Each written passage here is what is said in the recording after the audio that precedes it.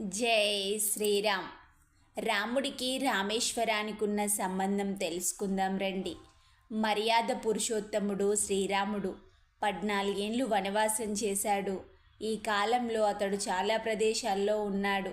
సీతను రావణుడు అపహరించిన తర్వాత రాముడు సీతమ్మను వెతుక్కుంటూ లంకకు వెళ్ళాడు.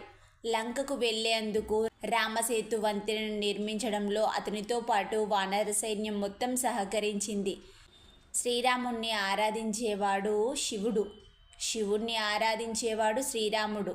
రాముడు ఏదైనా పని చేసే ముందు శివుని పూజించేవాడు. రామచరితమానస్ ప్రకారం శ్రీరాముడు లంకను విడిచిపెట్టే ముందు రామేశ్వరంలో ఏం చేశాడో తెలుసుకుందాం రండి. శ్రీరాముడు లంకకు వెళ్లే ముందు శివభక్తి. రాముడు రావణ సైన్యంతో లంకకు వెళ్తున్నప్పుడు ఈ భూమి చాలా పవిత్రమైందని చెప్పాడు. దీని మహిమ